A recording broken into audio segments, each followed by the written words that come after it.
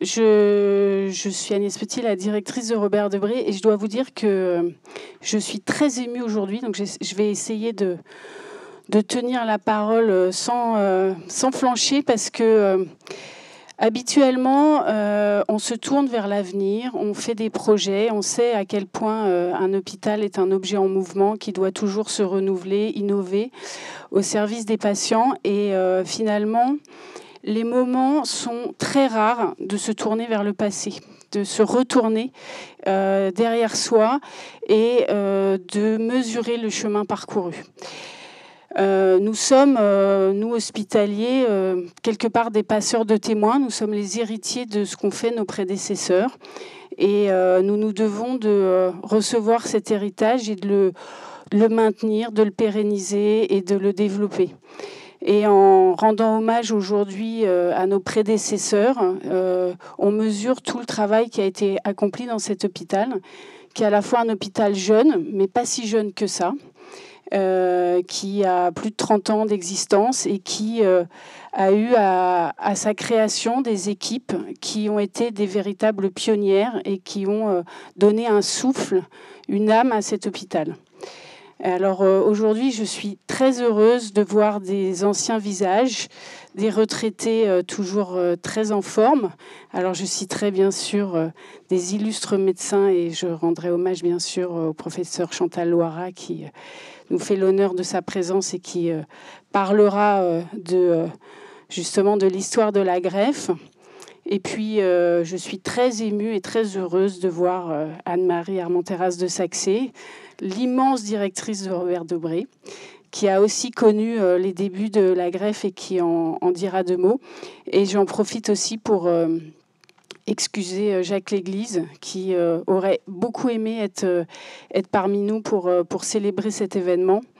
Et je voudrais aussi rendre hommage à tous les patients qui sont là, et les anciens patients et leurs familles. Je pense qu'ils sont nombreux, parce que tout ça s'est fait pour vous par des équipes, encore une fois, pionnières, qui ont su s'engager pour faire de la greffe un des axes très forts de cet hôpital. Ce n'est pas le seul, mais en tout cas, et lors des présentations scientifiques, on vous le montrera. Et puis cette journée qui célèbre la 500e greffe de rein à Robert Debré, c'est aussi une journée dans laquelle nous allons célébrer le don, nous engager de manière officielle en tant qu'ambassadeur, hôpital ambassadeur du don, et aussi dévoiler quelque chose pour les anciens que nous avons engagé depuis de nombreuses années et qui enfin se concrétise aujourd'hui, qui est ce mémorial pour les donneurs et leurs familles, et qui vient aussi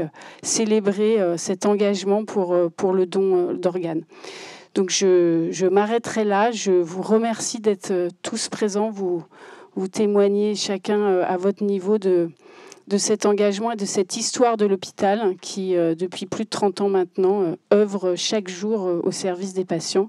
Et bien sûr, je saluerai toutes les équipes médicales, chirurgicales, anesthésistes, les zygotes, toutes ces personnes qui interviennent dans tous les domaines pour que le parcours de la greffe soit aussi efficace qu'il l'est aujourd'hui.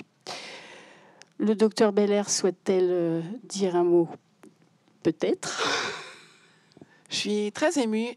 Je trouve que cet amphithéâtre est bien trop petit pour toutes ces années, ces personnes qui ont contribué à cette 500e et un peu plus greffe rénale. Merci aux patients et à leurs familles. C'est pas toujours qu'on peut les avoir. C'est grâce à vous et pour vous que une bonne partie des gens qui sont dans cet amphithéâtre dépensent leur énergie, leur temps et n'y comptent souvent vraiment n'y comptent pas, ne le comptent pas. Merci à tous. Voilà, je laisse la parole parce qu'on a pas mal de gens qui vont parler. Monsieur Duchaffault. Merci beaucoup. Alors bon, c'est évidemment pas très facile de parler en troisième et beaucoup de choses ont été dites.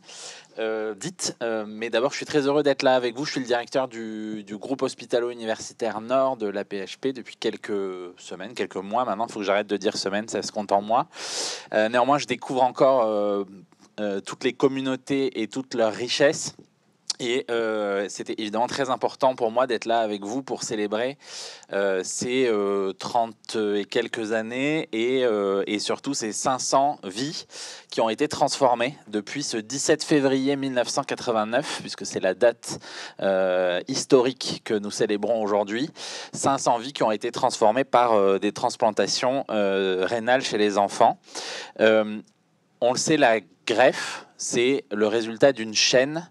Et je crois qu'il n'y a pas, ou très peu, dans l'hôpital, de chaînes aussi multidisciplinaires et aussi bien articulées que celle de la transplantation. C'est valable d'ailleurs chez les enfants comme chez les adultes. Et chaque maillon de cette chaîne est absolument indispensable. Le donneur, évidemment, et sa famille, je vais y revenir dans un instant, mais aussi tous les professionnels qui interviennent à ce moment-là. Et sur la transplantation rénale pédiatrique, les néphrologues, les anesthésistes, les chirurgiens, les infirmiers, les psychologues, les assistantes sociales, les radiologues, les réanimateurs, les infirmiers de bloc et plein d'autres qui collaborent pour garantir la réussite de chaque transplantation. On a l'impression maintenant que c'est une activité de routine chez nous, puisqu'on en a fait 500, mais il faut quand même avoir en tête qu'il n'y en a que 120 par an en France. Donc ça reste une activité qui est assez petite, mais qui est fondamentale pour les enfants et pour leurs familles. Et sur ces 120 enfants qui sont transplantés chaque année en France, il y en a une vingtaine qui est transplantée ici, à Robert-Debré. C'est dire la place le rôle que joue cet hôpital, la place qu'il occupe et que ses équipes occupent dans cette activité au plan national. On est un des 10 centres majeurs de transplantation et on réalise, je crois, 50% de l'activité de transplantation rénale pédiatrique en Île-de-France. Donc voilà, Robert-Debré est un phare. Et donc cette étape historique qu'on célèbre aujourd'hui, et je suis d'accord, il faut qu'on célèbre aussi les réussites et le passé, ça se poursuit aujourd'hui dans cette aventure humaine et collective et dans cette aventure qui lie pour toujours un enfant, une famille qui devient adulte, une famille, et puis notre hôpital. C'est hyper exigeant de faire de la greffe. C'est une très belle activité, mais c'est une activité très exigeante pour les équipes. Et je veux saluer ici toutes les équipes qui participent au quotidien. Notamment la compétence de nos chirurgiens, bien sûr, chirurgiens pédiatres, mais aussi, et donc toute la compétence qui se manifeste, leur engagement par la présence sur place en continu toute l'année, 24 heures sur 24, 7 jours sur 7. Mais ça, on se tromperait de dire que c'est une activité seulement chirurgicale, c'est une activité aussi, bien sûr, médicale, anesthésique, réanimatoire, infirmière et tous les autres autour. Cette réussite, c'est celle de l'hôpital public et pas n'importe quel hôpital public universitaire que nous représentons. De temps en temps, il faut aussi se rappeler pourquoi on est là et pourquoi on aime tant cet hôpital public universitaire. Celui qui soigne, mais aussi celui qui innove, qui bouge les lignes de la médecine, qui forme, qui protège aussi les plus fragiles. Et Robert-Debré, en ce sens, a évidemment un rôle tout particulier comme pilier de la pédiatrie française. Je dois vous dire aussi que cette cérémonie, elle est pour nous l'occasion de manifester que nous avons un problème dans notre pays, qui est celui du don d'organes, du don pour la greffe, parce que cette grande chaîne dont je parlais tout à l'heure, elle commence lorsque une famille, en tout cas dans 80% des cas, puisqu'on a 20% de donneurs vivants sur la transplantation rénale, mais elle commence lorsqu'une famille donne son accord pour donner les organes d'un proche qui est en train de décéder. C'est évidemment un moment terrible, c'est un moment dans lequel les équipes qui entourent cette famille se mobilisent très fort pour accompagner cette nouvelle très dure. Mais en Île-de-France, l'année dernière, il y a 53% de ces familles qui ont dit non au moment où on leur a posé la question. 53% des familles ont dit non. Et nous avons une responsabilité en tant que communauté d'un hôpital universitaire, en tant que soignants, en tant que famille, en tant qu'usagers du service public. Nous avons la responsabilité de porter inlassablement ce message que la chaîne de la transplantation, elle commence par le don, et que ce don, il est fondamental pour réussir à faire vivre la greffe dans notre pays. Et donc, il faut qu'à chaque fois que c'est possible, on va le faire aujourd'hui en reconnaissant que l'hôpital Robert Debré est un hôpital ambassadeur du don d'organes, avec tous les hôpitaux du GHU Nord, et je le dis, on va le porter très fort dans tous les hôpitaux du GHU, et plus largement dans toute la PHP. On a la responsabilité aussi d'être reconnaissant envers les donneurs et leurs familles. C'est ce qu'on va faire avec l'arbre de vie dont on va inaugurer tout à l'heure la place dans la cour des Bouleaux. Mais on a cette responsabilité de le porter tous autour de nous, et je compte sur vous pour relayer ce message qui est un message de santé publique et un message de vie simplement. Je veux aussi vous dire qu'on va continuer d'innover, de développer des choses, parce que c'est l'ADN de l'hôpital public universitaire que de continuer à bouger ces lignes. Développer les greffes avec donneurs vivants, par exemple, qui représentent aujourd'hui 20% des greffes que nous réalisons. Depuis le début de l'année 2025, ce sont déjà 13 greffes qui ont été effectuées et 41 enfants qui sont inscrits sur liste d'attente. Et nos équipes sont mobilisées pour développer cette pratique rendue possible grâce à la dynamique de coopération à l'œuvre au sein de notre GHU, en lien avec les équipes de transplantation rénale adulte à l'hôpital Saint-Louis. Et c'est aussi la force de notre GHU que de travailler au quotidien entre les équipes adultes et les équipes pédiatriques. Voilà, donc c'est tous ces messages que je voulais vous passer, mais surtout un immense message de reconnaissance pour le travail qui a été fait depuis ce 17 février 1989. Ça rend humble, ça nous oblige et ça nous force aussi à continuer à inventer l'avenir. Et je crois que c'est notre rôle collectif que de le faire tous ensemble. Je me tais parce qu'il y a beaucoup de gens qui ont des choses très importantes et très intéressantes à nous raconter. Mais je vous remercie tous d'être là et je vous invite vraiment, encore une fois, à porter ce message du don et de la merveilleuse aventure qu'est la transplantation à l'hôpital public universitaire. Merci à tous.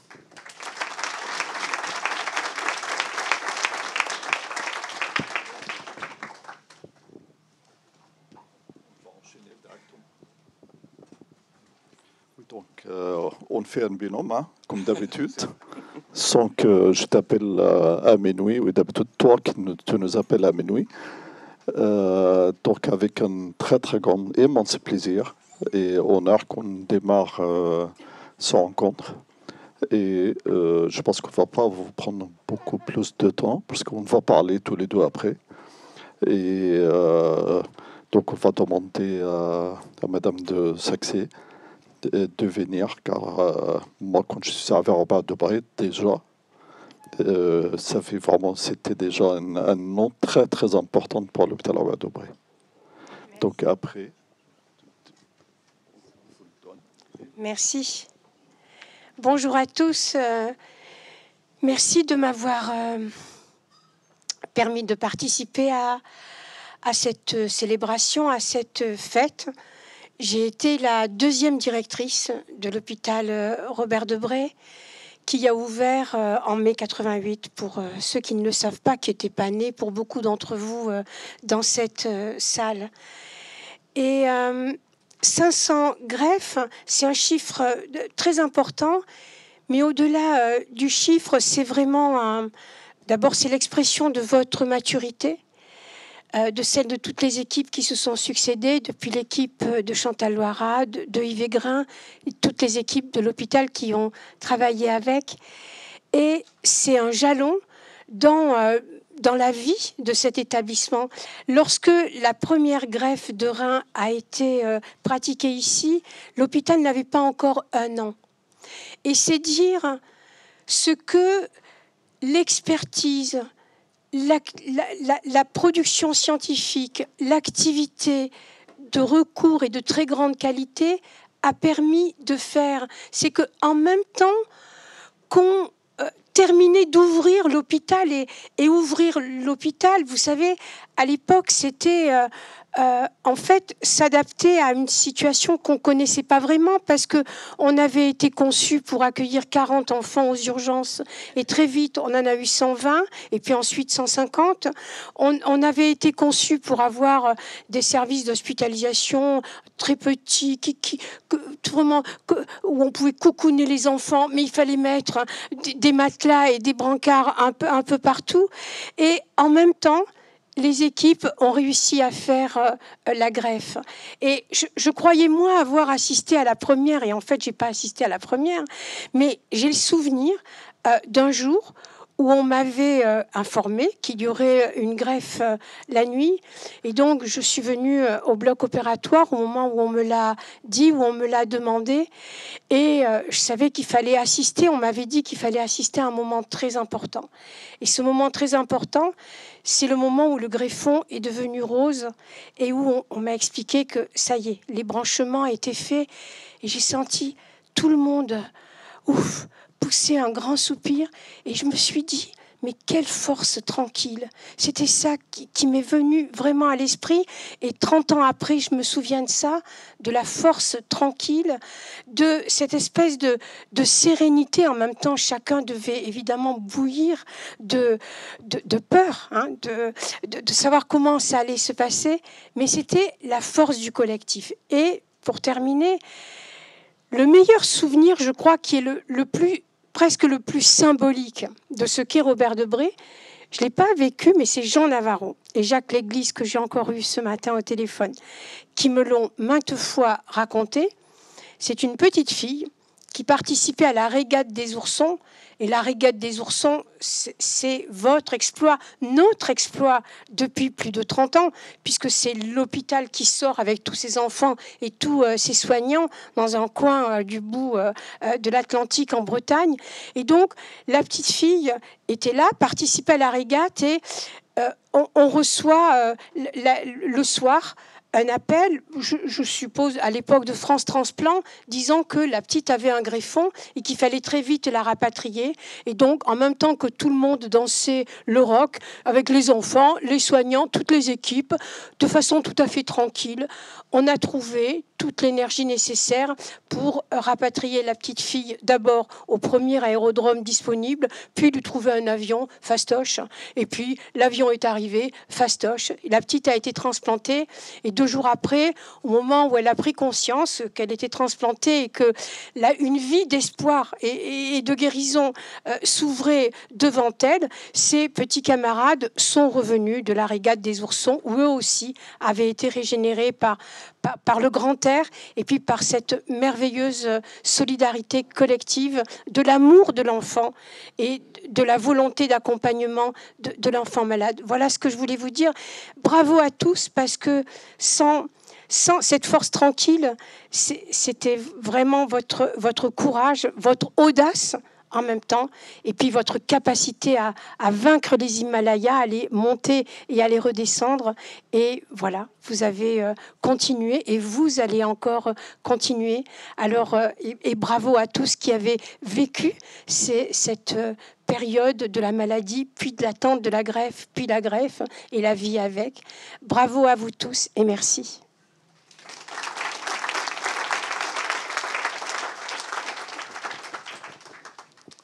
Merci beaucoup pour ce beau témoignage et ces encouragements. Et maintenant, on va avoir le plaisir d'accueillir le professeur Chantal Loira, qui était donc la chef de service de néphrologie au début du programme de transplantation, et à qui on a demandé de pouvoir un peu nous retracer l'histoire de la greffe rénale à Robert Debré. Il y a du monde, hein? Dans le temps, je faisais toujours mes présentations avec des diapos, mais là, je fais sans diapos. Alors donc, Julien m'a demandé de vous raconter les débuts de la transplantation rénale à Robert Debré. Et pour cela, je vais vous parler, en fait, de ceux et celles qui ont permis d'arriver là où vous en êtes aujourd'hui. Tout démarre en 1980. Comme dirait l'autre, ça ne me rajeunit pas, mais bon. Nous sommes alors à Bretonneau. Celui qui voit loin, c'est Henri Mathieu. C'est lui qui défend la construction d'un hôpital mère-enfant au nord-est de Paris. C'est ainsi que ceux d'entre nous qui étaient à l'époque à Bretonneau ou à Hérold ont eu la chance de travailler sur ce grand projet avec André Muller, premier directeur de Robert Debré, puis avec Anne-Marie de Saxé et Jacques Léglise qui lui ont succédé. Ensemble, on a beaucoup réfléchi, beaucoup discuté, bien travaillé, et nous avons aussi beaucoup ri. Nous étions jeunes. Je me souviens de l'architecte Pierre Riboulet, qui voulait que cet hôpital soit, je le cite, un lieu de protection et de douceur. Il était venu passer une journée dans le centre de dialyse de Bretonneau parce qu'il voulait comprendre les spécificités des différents services. 8 ans plus tard, le 2 mai 1988, nous déménagions de Bretonneau pour Robert Debré. Je me souviens des fraisiers géants partagés entre tous au soir de cette folle journée et des montres Swatch, les premières à ne pas avoir à être remontées, offertes par Anne-Marie de Saxé, qui avait été les acheter le matin même aux Galeries Lafayette de l'avenue de Vincennes, et chaque enfant dialysé ou transplanté avait ainsi une jolie montre qui ne remontait pas. Depuis 1973, les enfants dialysés à Bretonneau puis à Robert Debré étaient transplantés aux enfants malades, puis nous les reprenions en charge. La première transplantation à Robert Debré, avec un donneur décédé, a été réalisée le 17 février 1989 chez un garçon de 13 ans, et la première avec un donneur vivant apparenté le 24 février 1992 chez un garçon de 15 ans. La liste de ceux et celles qui ont participé au programme de transplantation à Robert Debré est trop longue pour que je puisse tous les remercier. Je vais donc vous parler de ceux et celles avec lesquels nous étions dans un coude à coude quotidien. D'abord, merci aux chirurgiens et chirurgiennes, sous la bienveillance de Marcel Bourreau au début. Le premier impliqué dans la transplantation a été Gérard Weisgerber. Le programme de transplantation s'est ensuite développé grâce à Yves Régrin et à Ala El-Ghanemie, que je n'ai jamais vu perdre leur sang-froid ni leur courtoisie. Merci aussi à leurs collaborateurs. Merci aux anesthésistes, sollicités à toutes les heures, avec un hommage particulier pour Yves Nivoche, au top de sa discipline jusqu'à ce que la maladie l'en empêche. Merci aux réanimateurs, François Beaufils, Jean-François Hartmann et bien d'autres, rarement appelés à la rescousse, mais lorsqu'ils l'étaient, c'était qu'il se passait des choses sérieuses. Merci aux radiologues, avec le souvenir de Guy Sebag, sa gentillesse, son humour et les caricatures de chacun d'entre nous qu'il dessinait en douce pendant les staffs. Merci à tous les laboratoires de l'hôpital. Parmi les plus sollicités, le laboratoire d'hématologie et hémostase avec Nicole Schlegel, Marie-Françoise Hurtaud et leur équipe pour le dépistage des anomalies de la coagulation, parce qu'en greffant, ça peut saigner la rage, c'est très rare, mais surtout ça peut se boucher. On a eu les deux.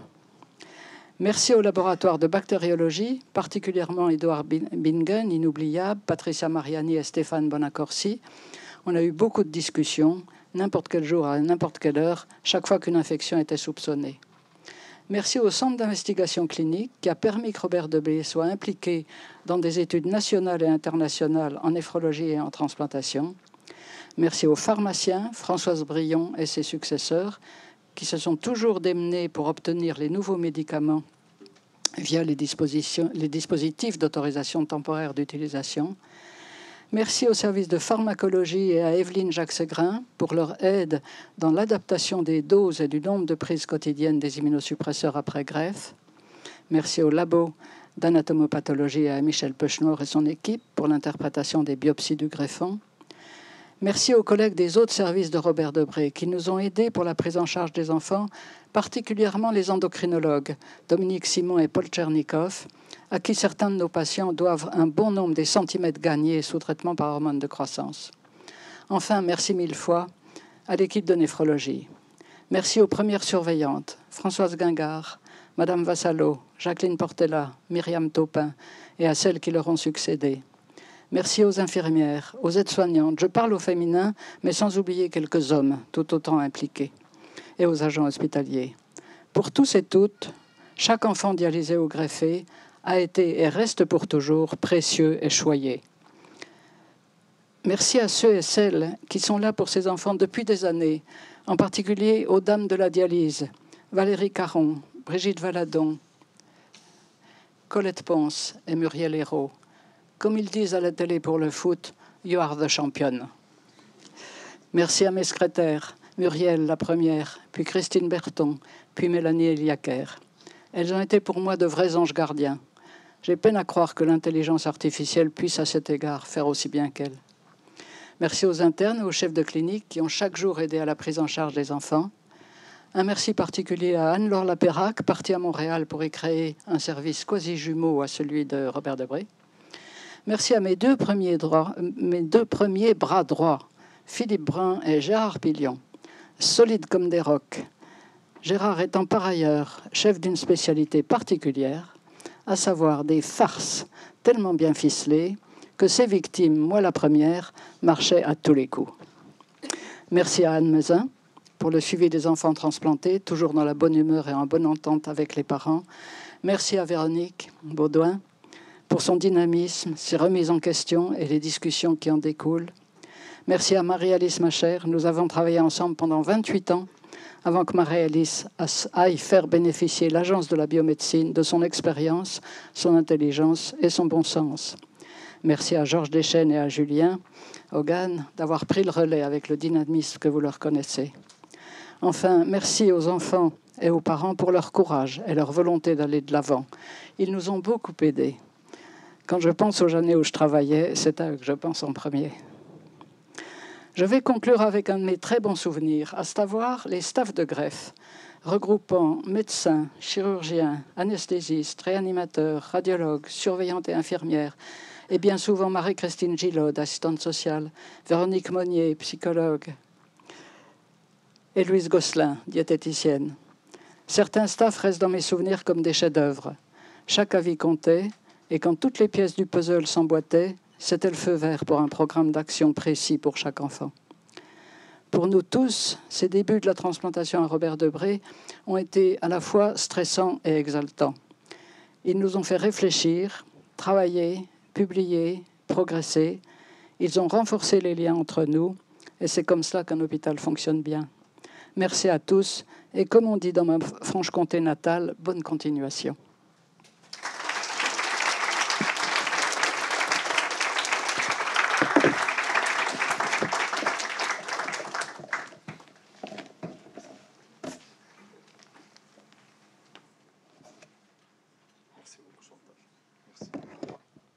Merci beaucoup, Chantal.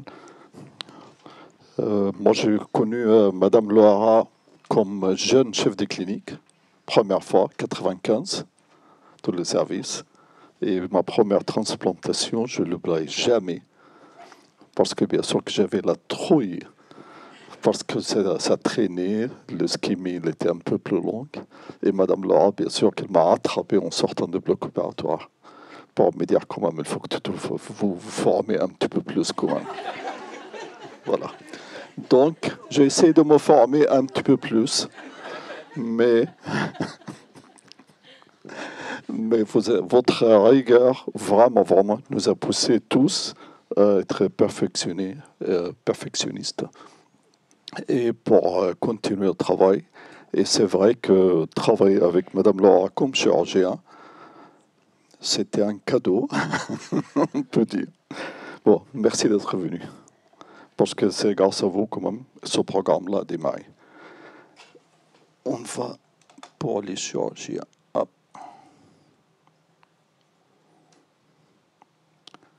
Allez, hop. Alors, les chirurgiens, nous, on ne peut pas parler sans diapo. Parce que il faut un peu des images. Alors, si je reprends l'histoire quand même pour que l'hôpital, moi j'ai connu l'hôpital Bretonneau en 85, 86 comme interne, et comme visiteur et comme interne, et puis on n'avait pas bien sûr du tout l'espoir d'une transplantation ou autre chose. La fusion avec l'hôpital Hérold, qui ont donné naissance à l'hôpital Robert Debré en 88. Et c'est ça qui est quand même impressionnant, comme Mme Dusaxé nous a rappelé, que première transplantation rénale, 17 février 89, donc juste quelques mois après le démarrage de transplantation, après le démarrage de l'hôpital. Mais ça, c'est grâce à beaucoup d'équipes, mais surtout, je pense que Evegrin, c'est lui qui a vraiment formé l'équipe de chirurgie. Je vous prie de l'excuser, c'était juste pour un événement familial qui n'a pas pu venir à la dernière minute, mais sinon, normalement, c'était prévu, lui aussi, qu'il nous donne sa vision historique. D'abord, ça a commencé par une préparation avant l'ouverture de Robert Debré. Par cette préparation-là, il allait se former avec Daniel Burton qui est un neurologue adulte qui faisait la transplantation rénale adulte et pédiatrique à Necker. Et la première transplantation était faite par Yves Aigrin, aidé par Daniel Gontis. Et ensuite, il fallait bien sûr s'associer en partenariat avec un service de chirurgie adulte, neurologue adulte, pour les prélèvements d'organes.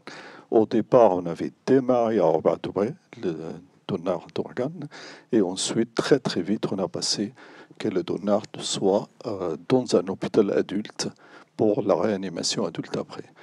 Et donc, c'était avec le professeur Leduc, et ensuite le professeur Desgrandchamps et François Gaudez actuellement, à l'hôpital Saint-Louis, où ce travail d'équipe a donné pas mal de progrès, d'avance. Surtout la première, c'était dès les années 90, l'équipe de Saint-Louis, associée à notre équipe également, pour la chirurgie mini-invasive, qui était vraiment la marque phare de service ici, pour faire le prélèvement de rein donneur par laparoscopie, c'est-à-dire chirurgie mini-invasive, et ça c'est dès les années 90, grâce à leur progrès, et ça a donné, maintenant je pense que c'est hors des questions qu'on parle de nouveau de chirurgie de donneur vivant par une ouverture chirurgicale.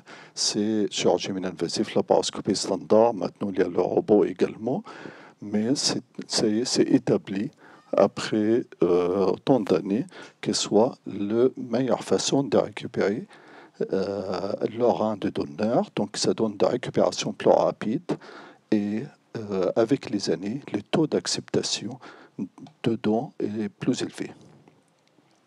Alors regardez ces courbes, c'est l'évolution de la transplantation rénale à Robert Debré, que quand on commence à voir, vous allez voir quelque chose d'intéressant. Quand on regarde la première centaine, donc il nous a pris 10 ans, et ensuite la deuxième centaine nous a pris encore 10 ans pour le voir, et après, l'écart commence à rétrécir, le 300e 8 ans après, et ensuite les 400e, c'était juste 6 ans après, et ensuite les 500e, c'est juste 4 ans après.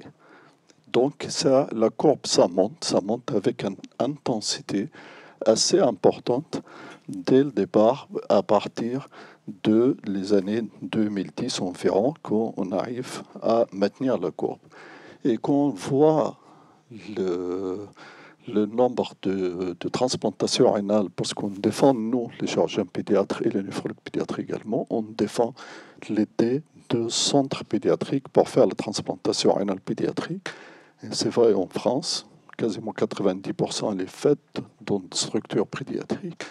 Et qu'on voit que l'hôpital Robert Debré, maintenant, il maintient ce leadership national depuis maintenant 10 ans avec le premier centre de transplantation rénale pédiatrique en France. Mais il y a beaucoup de défis d'une équipe de chirurgie pédiatrique pour faire la transplantation rénale. Pourquoi? Parce que c'est comme tout ce qui concerne la chirurgie pédiatrique, le nombre de cas il est moins que chez les adultes. Alors donc la formation est plus difficile. Donc malgré le faible nombre de transplantations pédiatriques versus l'adulte, il faut avoir des chirurgiens pédiatres spécialisés dans la transplantation. Donc la disponibilité d'une équipe hautement spécialisée 24 heures sur 24 et 7 jours sur 7. Alors pour faire ça, il faut la formation et c'est pas une formation facile parce que comme je disais, avec le commentaire de Mme Laura au départ, qu'il fallait vraiment aussi transmettre cette excellence parmi les chirurgiens et d'être autonome. Donc ça a commencé par d'abord les donneurs vivants. Les donneurs vivants, c'était Yves Aigrin jusqu'à 2006, qui était le coordinateur. Et ensuite, on a démarré en 2005. Ensuite, vous voyez, ça prend quand même au moins 10 ans pour qu'un chirurgien être autonome et qu'il fait l'autonome pour le chirurgie de donneur vivant. Et actuellement, c'est le docteur Annabelle Paye-Jaouen qui est la référente pour le donneur vivant pour le rein. Donc ça prend du temps Ah, c'est 2016, pardon. C'est pas 2026, c'est 2016. Mais elle est là encore, de 2026, oui. Le donneur décédé, là, donneur vivant, on programme les choses d'avance, d'habitude c'est 3 mois d'avance, mais alors décédé, il faut vraiment les mêmes équipes, mais 24 heures sur 24, qu'elles soient performantes. On ne peut pas dire, si j'ai un problème, j'appelle et puis on arrive 2 heures, 3 heures après. Non, c'est immédiate. Alors, immédiate, il y avait notre regretté, notre ami Pascal Delagouzy dans les années 90, au début de l'année 2000. Et ensuite, professeur Garapin qui a rejoint l'équipe dans les années 2000 de l'hôpital Trousseau. Et après, il y a les piliers de service. Les seniors, c'est Arnaud Bonnard, Annabelle Payjohan, Pascal Philippe Choumet, qu'ils ont commencé d'être autonomes, petit à petit, progressifs.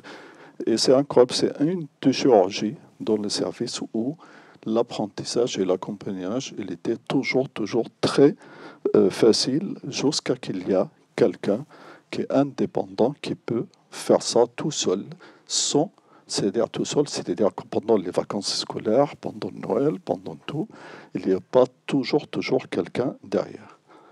Et ensuite, nouvelle génération, Mathieu Peslon et Lisa Ali, qu'ils sont maintenant autonomes également pour la transplantation. Donc, à la fin, on a réussi à avoir quand même une équipe de 6 personnes actuellement, qu'on est indépendant complètement pour la transplantation rénale. Donc, on peut couvrir un vrai liste de garde malgré le faible nombre. Mais pourquoi les enfants ne sont pas des petits adultes? C'est pas toujours les arguments. Pourquoi? Parce qu'il faut prendre en compte la taille du receveur, les complications sont plus, et surtout que les pathologies urologiques sous-jacentes, il est à 30% des malades, c'est-à-dire 1 sur 3, il a un problème de la vessie ou un problème de vidange urinaire ou le rein, c'est une maladie congénitale. Et deuxième chose, comme chirurgien, on ne peut pas dire « c'est ma dernière chirurgie chez cet enfant-là ».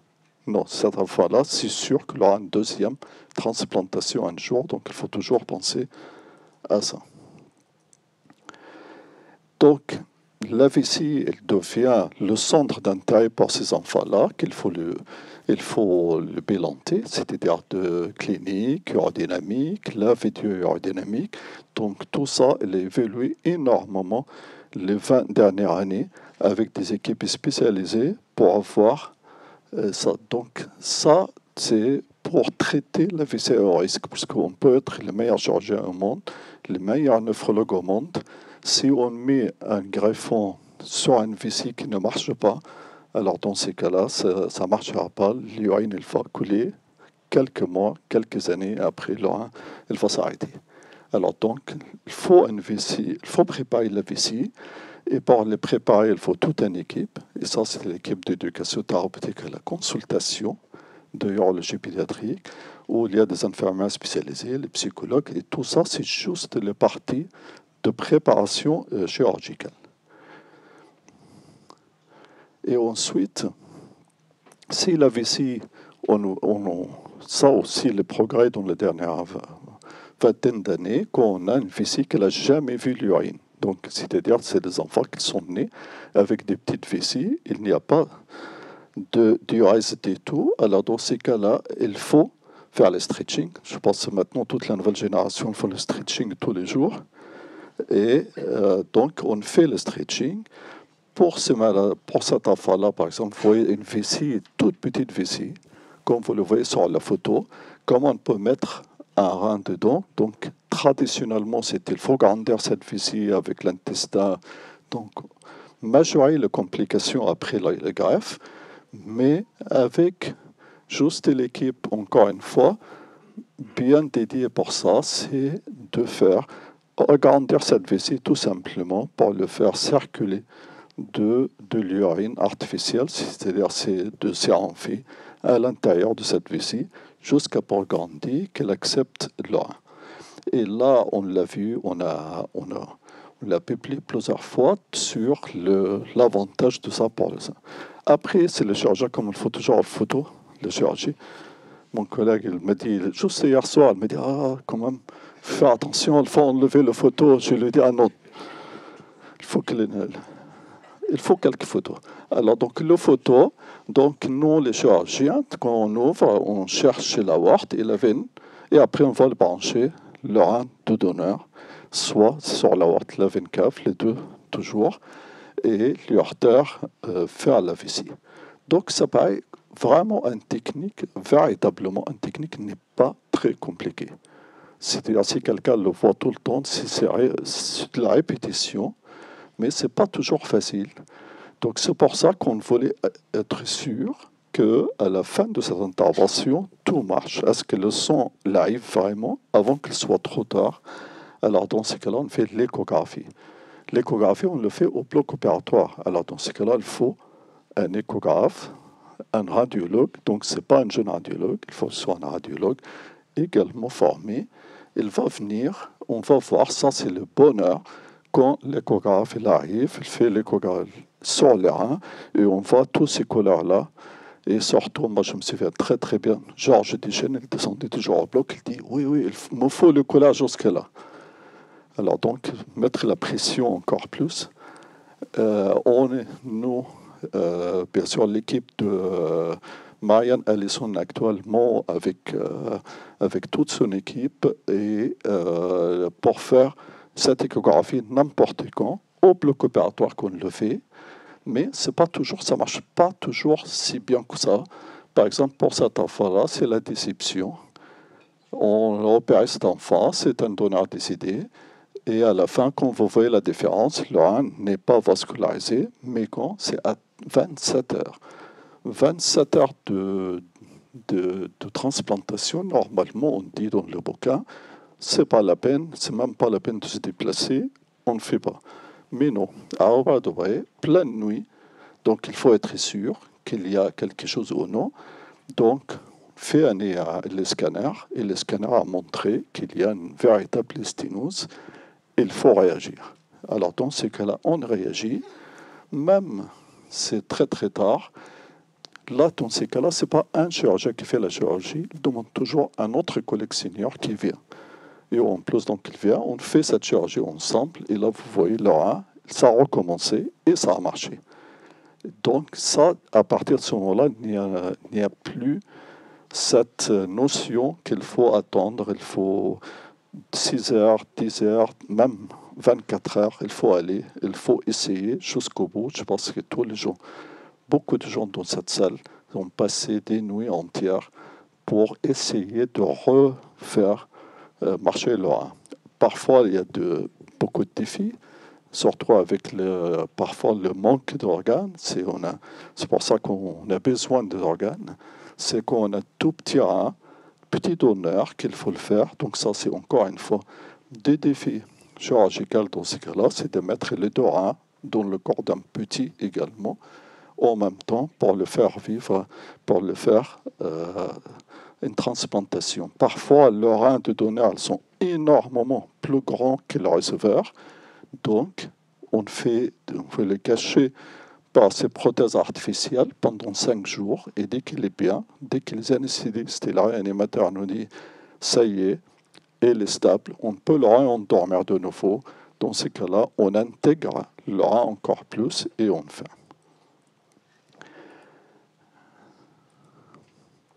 Alors, les choses qui sont aussi importantes, c'est l'imagerie. L'imagerie qui ont transformé les choses par la reconstruction. Vous voyez l'imagerie ici, on ne voit pas des veines pour brancher la transplantation. Donc, il y a maintenant les logiciels et les numériques, le 3D, la reconstruction en 3D, où on nous donne tout. Il nous montre ça, c'est le receveur. Il nous montre chez le donneur comment je peux mettre le rein à l'intérieur. Et même, actuellement, on peut discuter ensemble au staff, entre les chirurgiens, comment on va faire cette transplantation. Donc, on appelle la transplantation virtuelle pour mettre le rein. Est-ce que c'est faisable ou est-ce qu'on va le brancher exactement pour nous aider. Mais tout ça, on l'a fait à Robert de Bray. Ensuite, grâce à tout le travail de cette équipe pluridisciplinaire, on a eu la notoriété pour recevoir des patients pour la transplantation de nerfs vivants avec un énorme potentiel international. Mais malheureusement, il y a beaucoup de facteurs restrictifs. On n'arrive pas vraiment à le passer. C'est la procédure administrative trop complexe.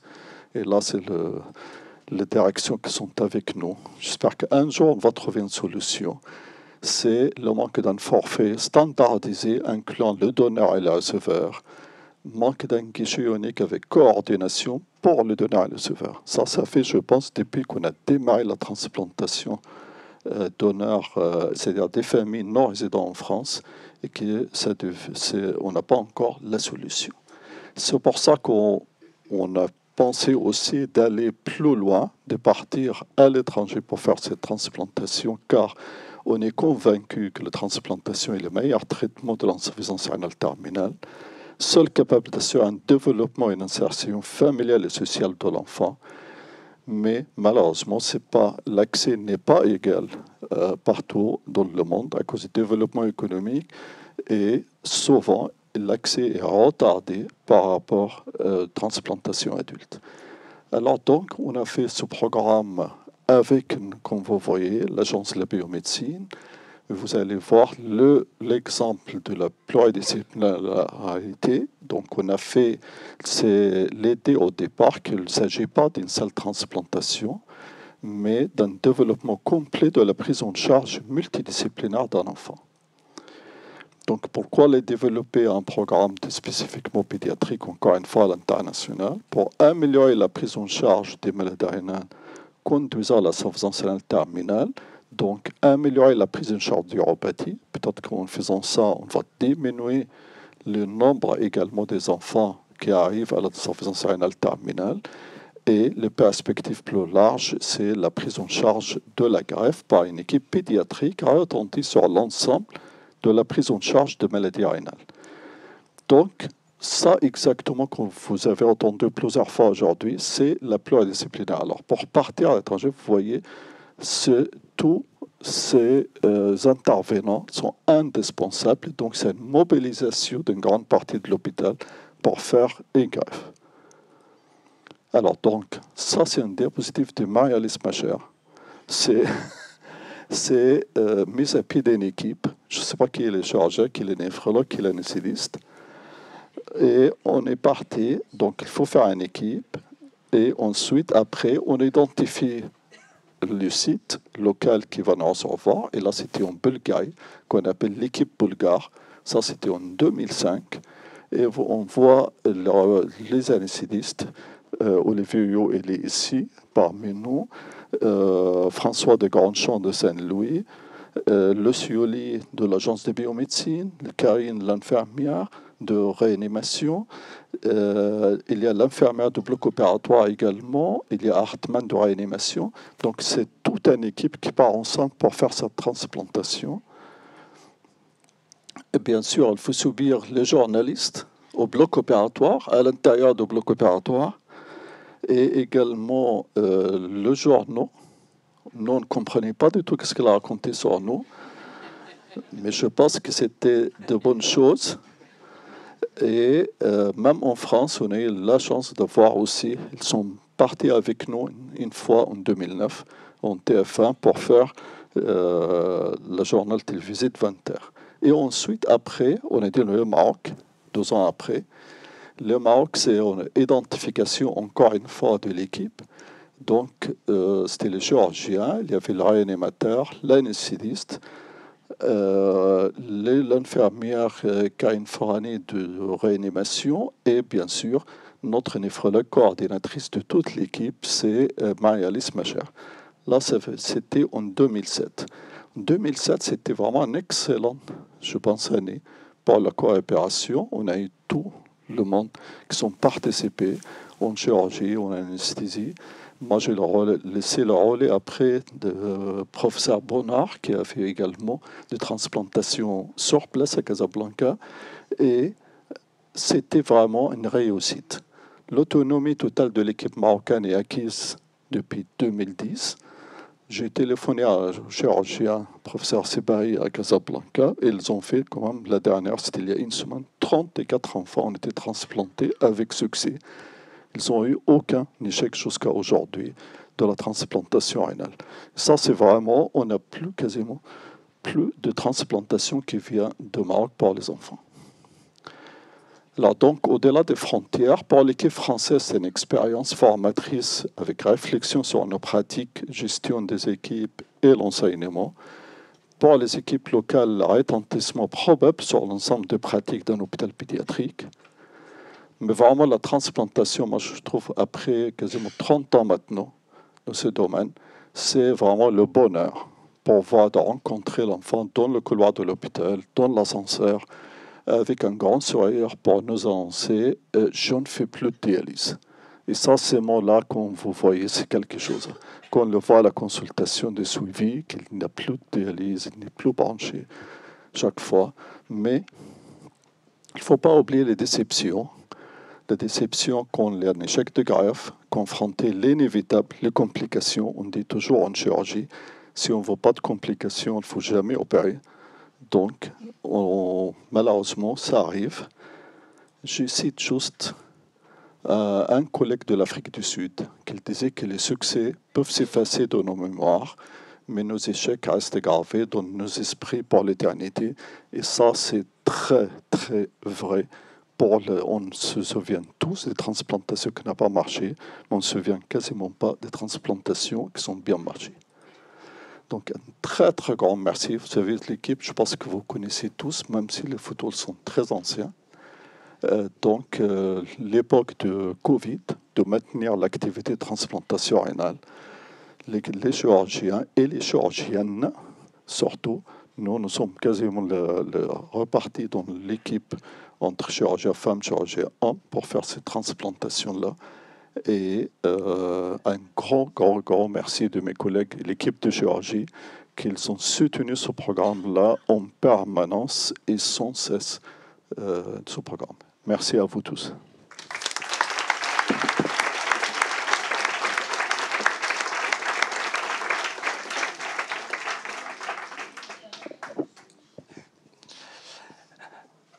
Merci beaucoup Ala, merci pour cette belle rétrospective de tout ce qui a été fait. Quand on avait préparé cette journée, on s'était un peu réparti les rôles et on m'avait dit tu feras le futur, les projets. Et sur le papier, ça m'avait l'air d'être une bonne idée.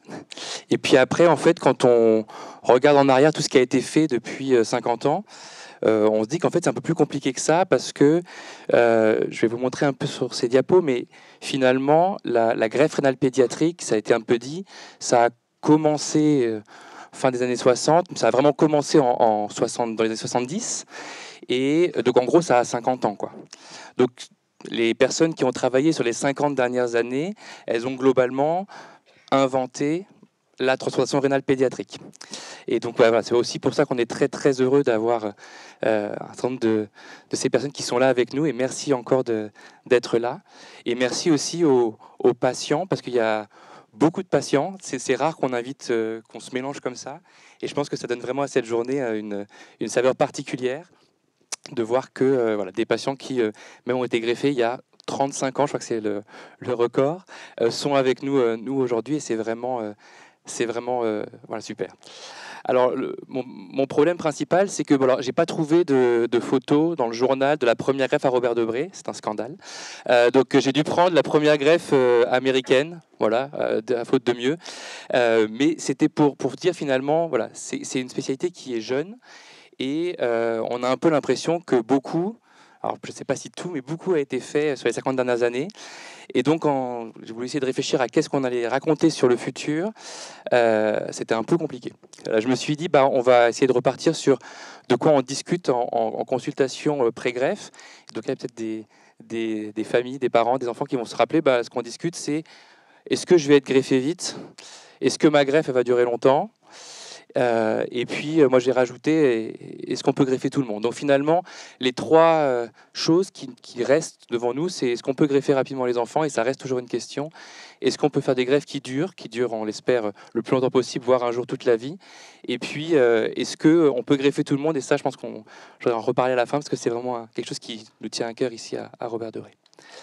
Alors, est-ce qu'on peut greffer rapidement? La mauvaise nouvelle, quand même, c'est que si on regarde les chiffres de l'Agence de la biomédecine, ça a été dit un petit peu en introduction, en fait, on ne va pas vraiment dans le bon sens.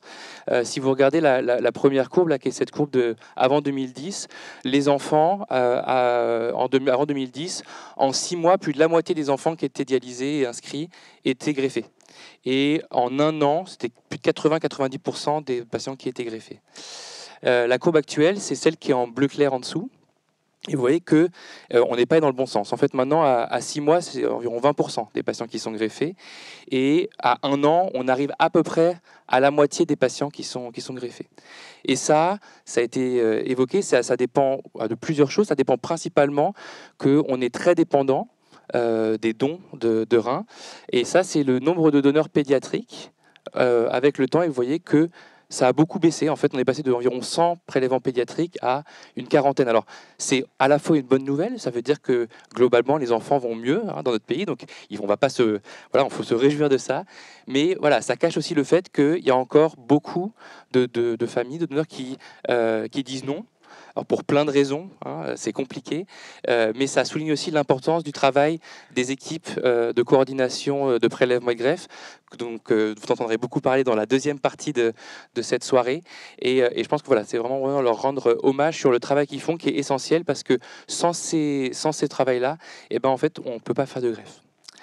Alors, l'autre chose, c'est qu'on a parlé du don vivant. Et là, de nouveau, on va faire écho à ce qui a été dit précédemment. En France, on n'est pas des très très bons élèves en don vivant. Vous voyez, ça date d'il y a quelques années. Vous voyez que comparé aux autres pays d'Europe, on est autour de 20%, alors que certains pays sont à 40-50%. Alors, il y a beaucoup de raisons à ça. C'est pas le sujet ce soir, mais en tout cas, c'était pour vraiment redire que ici, on est attaché à essayer de développer le don à partir du don vivant. On a fait un certain nombre d'études qui estiment qu'on pourrait au moins arriver à 35%. D'accord. Et donc on a encore de la marge pour progresser. Et surtout, pourquoi c'est important? Parce que il y a plein, si vous suivez un petit peu la transplantation, il y a plein de façons dont on peut essayer d'augmenter, d'améliorer l'accès à la greffe. Mais en fait, quand on fait des études, ce qu'on voit, c'est que la façon qui est vraiment efficace et qui permettra d'accéder plus rapidement à la greffe, c'est vraiment le développement de la greffe à partir du don vivant. Et, du coup, pour essayer de développer ça, c'est pour vous montrer un petit peu ce qui est fait ici. On est en train de lancer une étude au niveau national pour essayer de comprendre finalement qu'est-ce qui empêche de faire plus de dons vivants. Il y a probablement des problèmes médicaux, et donc mais il y a aussi comme on s'en doute, des questions non médicales, des barrières non médicales qu'on essaie de comprendre pour après essayer d'aider les équipes à faire plus et à améliorer l'accès des patients. Parmi les choses que l'on fait, par exemple, en train de développer des outils, parce que dans les discussions avec les familles, c'est des fois difficile. On a la possibilité de faire une greffe de dons vivants, la possibilité de faire une greffe sur liste et d'aller... Parfois, c'est très clair, ce qui est la meilleure solution, et parfois, c'est plus compliqué. Et donc, je pense que voilà, développer ce genre d'outils, ce genre de choses, permet d'apporter peut-être plus d'informations aux médecins, aux familles, et puis de faire ensemble un choix qui soit le mieux pour nos patients. Et puis, il y a d'autres choses qui se développent, qui sont assez peu développées en France. On parle par exemple de la façon ABO incompatible. C'est des choses qu'on a fait de façon exceptionnelle ici à Robert Debré, mais qui n'est pas quelque chose qui est fait de façon large en pédiatrie. C'est fait beaucoup plus chez l'adulte. Il y a d'autres pays qui font cela. Donc, c'est des choses qui peuvent être explorées pour essayer et qui nous intéressent, pour savoir si est-ce que effectivement c'est des choses à suivre pour améliorer l'accès pour nos patients. L'autre chose, c'est le don croisé. On en parle peut-être un petit peu beaucoup, mais ça se fait assez peu. En tout cas, en pédiatrie, ça ne se fait pas en France.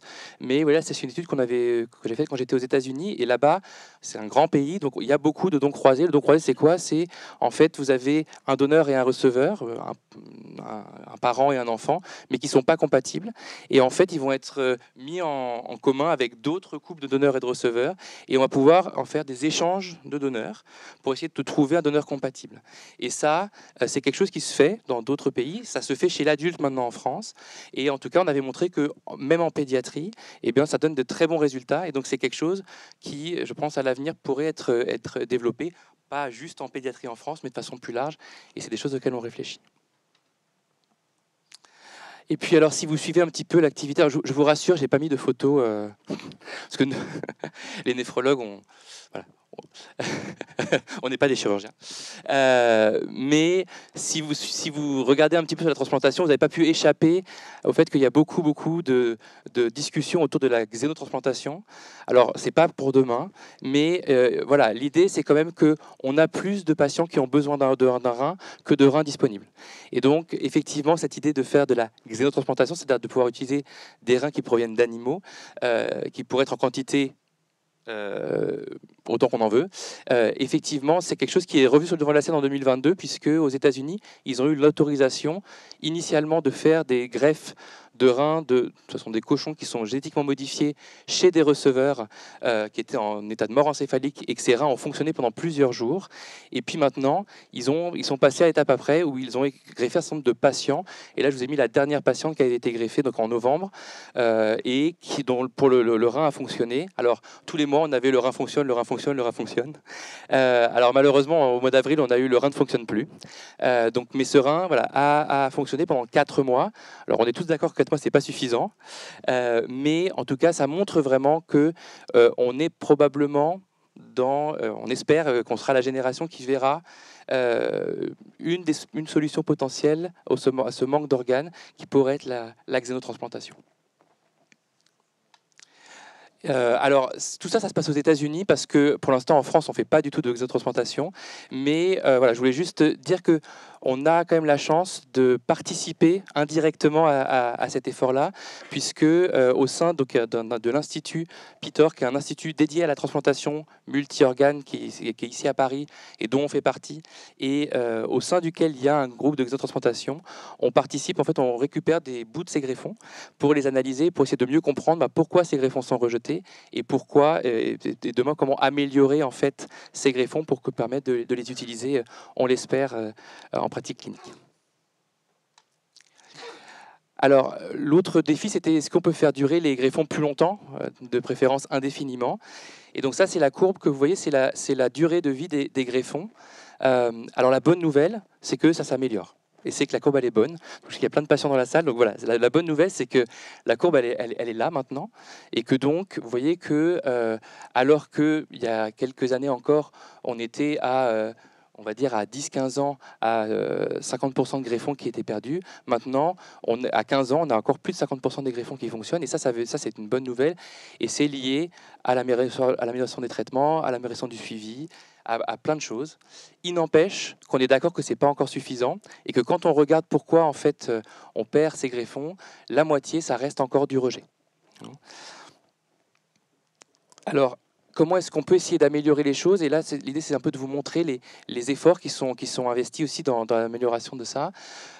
Pour tous les patients qui sont là, et les médecins, vous savez aussi que globalement, pour suivre les greffes, tout ce qu'on a, c'est des prises de sang, le taux de créatinine, la protéine dans les urines, et puis, de temps en temps, on fait une biopsie pour vérifier comment ça va. D'accord?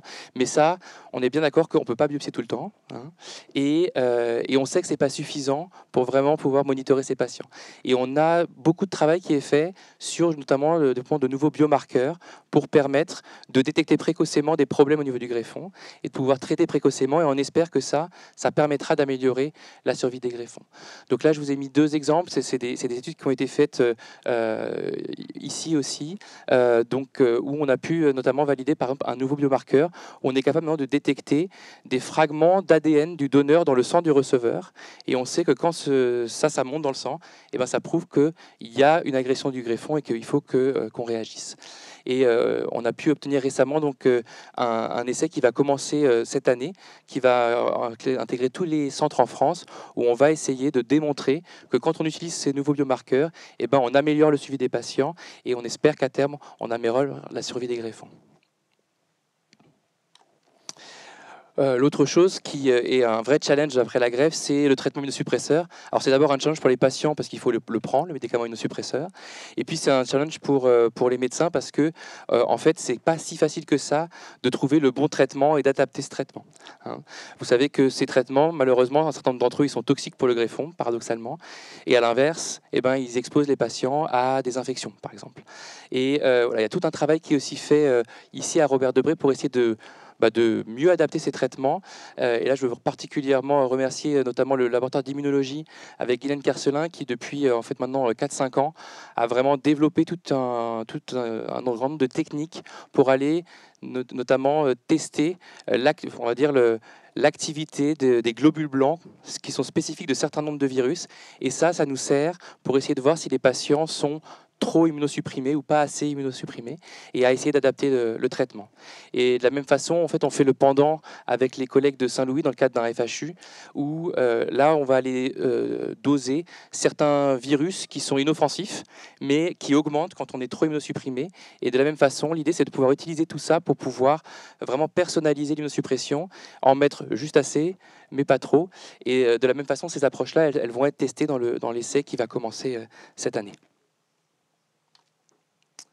Et puis, le constat un peu que je pense que tous les néphrologues partagent, c'est qu'en fait, il nous faut aussi des meilleurs médicaments. Il nous faut des nouveaux médicaments et il nous faut des meilleurs médicaments. Alors, en pédiatrie, généralement, on a la malchance d'être toujours un petit peu derrière parce que les nouveaux médicaments, ils sont essayés chez les adultes. Et puis, si on a de la chance, on arrive à motiver les industriels pour faire des essais en pédiatrie, mais c'est souvent compliqué. Le belatacept, c'est un exemple, c'est un médicament qui maintenant existe depuis 15 ans, quelque chose comme ça, qui a démontré chez l'adulte, vous voyez, une meilleure survie des greffons, une meilleure fonction rénale, et qui n'a toujours pas l'autorisation d'utilisation chez l'enfant. Et donc, ici, on a été très intéressé très précocement pour utiliser ce médicament chez l'enfant. Et là, je voulais aussi souligner le travail de toute l'équipe et aussi de Charlotte Dunton, qui est donc chef de clinique chez nous, qui a repris tous les patients qui ont été traités depuis les dernières années dans notre centre et dans d'autres centres aussi en France et aux USA, et qui a pu montrer que ce traitement, mais chez les enfants aussi, il permettait une amélioration de la fonction rénale et il n'était pas associé à plus de rejets ou à plus d'infections. Et donc maintenant, on a enfin un essai industriel qui est en cours pour obtenir la même chez l'enfant. Mais voilà, je pense que ce genre de choses, nous, on a vraiment envie de pouvoir essayer de pousser ces innovations aussi en pédiatrie et faire en sorte que les enfants ne soient pas oubliés dans toutes ces innovations. Alors là, c'est une petite diapo spéciale pour nos anciens patients. En fait, on s'est rendu compte de beaucoup de choses, c'est que quand on regarde l'âge à laquelle on fait des rejets ou à laquelle on perd les greffons, ça c'est la diapo qui déprime tous les néphrologues pédiatres. Ça va bien jusqu'à 11-12 ans, tant que les parents sont sur notre dos, quoi. Et puis à partir de 13-14 ans, ça commence à plus aller bien. Et puis ça revient bien après 30 ans. Voilà. Et ça, on sait qu'il y a une période à risque. Et cette période à risque, c'est une période à risque de rejet. Et quand on regarde les rejets, on voit qu'en fait, au moins la moitié, les patients nous disent oui, mais en fait, j'ai moins bien pris mon traitement. Et alors, c'est pas du tout une diapo pour accabler les patients. C'est juste qu'en fait, on a bien conscience que c'est hyper compliqué de prendre un traitement à heure fixe toute la vie. Et que c'est bien pour les médecins de développer de nouveaux traitements, mais c'est aussi important, si ce n'est plus important, de pouvoir accompagner les patients, les aider à prendre leurs médicaments. Et donc, il y a vraiment tout un travail aussi qui est fait dans le service sur l'éducation thérapeutique avec une équipe. Alors, je n'avais pas des photos de tout le monde, donc je n'ai pas pu mettre des photos de tout le monde, je ne voulais pas faire de jaloux. Mais en tout cas, avec deux médecins, donc nos médecins qui font de la transplantation, les infirmiers d'éducation thérapeutique, nos infirmières de pratique avancée, nos psychologues qui vraiment travaillent sur le fait d'essayer d'accompagner les patients pour améliorer cette observance thérapeutique. Et puis là, dans cette année et puis les années qui viennent, on est en train d'essayer de tester des nouvelles méthodes pour être un petit peu de télésurveillance, choses comme ça, pour voir si ça peut aider. On vous dira dans quelques années si ça fait une différence ou pas pour ça. Et puis, je vais vraiment finir par une partie sur un greffon pour tous. Alors ça, on ne discute pas forcément, on le discute souvent avec certains patients, parce que vous avez vu que les enfants, ils ont plutôt un relativement bon accès à la greffe, mais en fait, il y a quand même des petits groupes qui n'ont pas un bon accès à la greffe. Et ça, c'est les patients qui sont hyper immunisés, c'est-à-dire qui ont beaucoup d'anticorps et pas beaucoup de donneurs. Ça peut être le cas, par exemple, quand on a une première greffe qui a échoué, avoir besoin d'une deuxième greffe.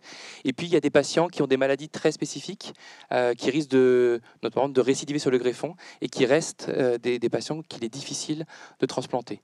Donc là, c'était les chiffres de la biomédecine qui vous montrent que quand on est hyper immunisé, eh ben, après 3 ans d'attente, on est à peine à la moitié des patients qui ont pu recevoir un greffon. Et si on prend les patients qui sont très immunisés, c'est encore beaucoup moins.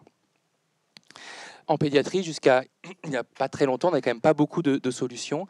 Depuis quelques années, chez l'adulte, il y a un nouveau médicament qui a été développé qui s'appelle l'imlifidase et qui est en fait un médicament qui va aller découper les anticorps et qui va permettre d'éviter qu'au moment de la greffe, il y ait un rejet aigu. D'accord.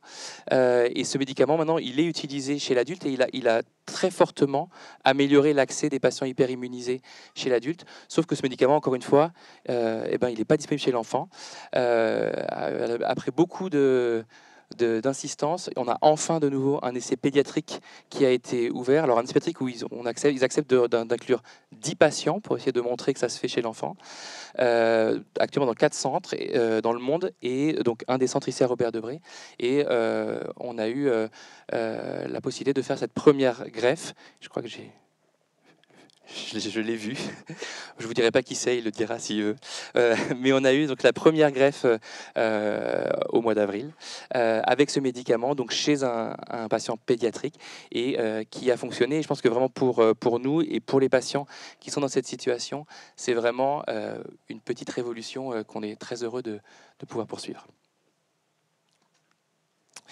Et puis, c'était juste pour donner une petite faveur de... En fait, il y a eu la grande révolution de... Avant, on ne faisait pas de greffe, maintenant on fait de la greffe. On n'aura peut-être plus de grandes révolutions comme ça, alors peut-être que si on fait de la xénotransplantation. Mais en fait, on a plein de petites révolutions dans des maladies spécifiques. J'ai mis... le CHU atypique en hommage à Madame Loira qui avait beaucoup travaillé sur cette thématique. Mais voilà, le CHU atypique, il y a des médicaments maintenant, des bloqueurs du complément qui ont révolutionné cette maladie. Donc déjà, les patients arrivent beaucoup moins en dialyse. Et ceux qui arrivent en dialyse, on peut les greffer et ils ne récidivent pas après la dialyse. Et ça change vraiment tout pour ces patients. On a des maladies comme l'hyperoxalurie primitive. Je vois mes patients qui me surveillent de voir ce que je vais dire. L'hyperoxalurie primitive qui, jusqu'à encore quelques années, on devait faire des bigreffes, foie, rein. C'était le seul traitement de cette maladie. Et ben maintenant, on a un traitement, un ARN interférent qui est capable de bloquer la production d'oxalate dans cette maladie et donc qui permet soit d'arrêter la progression de la maladie, soit de faire juste des greffes de rein, mais plus des greffes de foie pour ces patients. Et ça aussi, c'est une révolution de cette maladie. Et puis voilà, je pourrais continuer comme ça, je ne vais pas toutes les énumérer, mais en tout cas, voilà, les choses avancent petit à petit pour des sous-groupes, mais en tout cas, les choses continuent à avancer. Puis je ne pouvais pas finir sans parler d'une maladie qui est une maladie phare ici à Robert Debré. Alors, pour ceux qui connaissent la néphrologie, on a 2 grands amours, c'est la transplantation rénale et le syndrome néphrotique. On aime tous les autres maladies, mais ces 2 maladies, c'est particulièrement... voilà. Et cette maladie, le syndrome néphrotique cortico-résistant, c'est une maladie très compliquée pour la greffe, c'est une maladie qui peut récidiver après la greffe. Et vous voyez, ça c'est une étude américaine récente où ils disent encore, vous comprenez, c'est compliqué de transplanter ces patients parce que, en fait, quand les patients récidivent, il y en a 40% qui perdent leur greffon en 5 ans et on arrive à en mettre 20% en rémission. Et donc, dans les guidelines, il y a même des discussions de est-ce qu'en fait, il faut vraiment faire ces greffes-là. Il y a même des équipes à Stanford qui disent qu'il faut faire des greffes de moelle avant de faire ça. Dans cette maladie, il y a eu beaucoup de travail qui a été fait ici à Robert Debré. Et là, je rends hommage à ceux qui ont travaillé dessus. Donc, d'abord, bien sûr, Georges Deschênes, et puis maintenant Claire Dossier sur les nouveaux traitements dans ces maladies, à la fois sur des traitements pour épurer le sang, comme l'immunoabsorption, ou des nouvelles immunothérapies dans ces maladies. Et puis, on a aussi pu, au sein du service, vraiment travailler sur la meilleure compréhension de cette maladie avec des découvertes récentes qui permettent vraiment maintenant de réconcilier le mécanisme de la maladie, les nouveaux traitements qu'on utilise et qui permettent, vous allez voir, vraiment d'améliorer les choses. Là, je vous ai juste mis les 4 derniers patients qui ont été transplantés à Robert Debré de cette maladie. Vous va falloir me croire parce que les chiffres sont tout petits, c'est fait exprès. Mais en gros, sur ces 4 patients, les 4 ont été mis en rémission. Donc, on n'est pas à 20%. on est à 100% de rémission avec ces nouveaux traitements. Je ne vous dis pas que c'est simple, c'est compliqué. Il y a un patient qui a perdu sa greffe de rejet plus tard. Mais en tout cas, voilà, il y a des choses qui avancent sur ces maladies. Et là, c'est une autre patiente qui a pu être greffée avec cette maladie où on peut maintenant montrer qu'on peut même suivre les anticorps qui sont ressortis de la maladie et qu'on voit ces anticorps qui varient avec l'activité de la maladie et avec les traitements que l'on fait. Et donc ça donne vraiment de l'espoir de pouvoir beaucoup mieux préparer les patients et beaucoup mieux traiter les patients après la greffe. Et puis je voulais juste finir par quelque chose de moins médical. Là, vous savez que dans le monde, vous savez peut-être qu'il y a environ 20 000 enfants de moins de 20 ans qui reçoivent un traitement de suppléance, que ce soit une dialyse ou une greffe. Et en fait, si on fait des calculs sur la prévalence de la maladie, en fait, les besoins se seraient estimés à 250 000 enfants.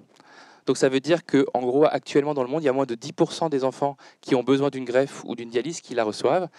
Et si vous avez regardé un petit peu les chiffres sur la carte, vous ne serez pas très surpris de voir que la majorité, c'est en Europe, en Amérique du Nord, et que globalement, ça représente 15 000 enfants, alors qu'on représente 15% de la population mondiale.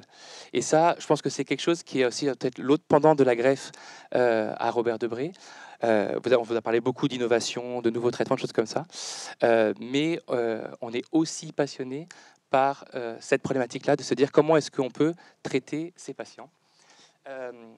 Et donc du coup, voilà, je voulais vraiment remercier parce que, comme a dit Ala, on a encore beaucoup de choses à faire. Nous, on va dans différents pays, on essaye de faire venir certains de ces enfants pour faire des greffes. C'est très compliqué. On a le soutien de l'hôpital, ce qui n'est pas partout pareil. Là encore récemment, on a pu vraiment faire tout un projet où tout l'hôpital, l'administration, les diététiciens, enfin bref, tout le monde a monté quelque chose pour faire venir un enfant de Côte d'Ivoire pour pouvoir faire une greffe intrafamiliale.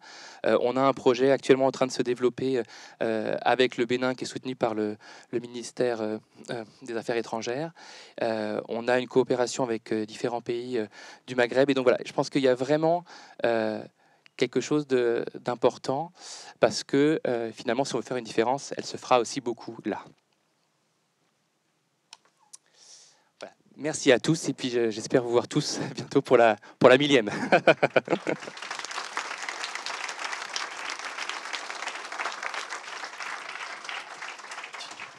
Alors normalement dans le déroulé, il y avait un petit film pour vous retracer, qui a été fait pour retracer le parcours de greffe.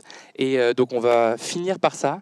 Voilà, c'est un film qui a été fait avec les équipes, toutes les différentes équipes de l'hôpital, pour vous donner un peu un aperçu de comment se passe le parcours de greffe à l'hôpital Robert Debré.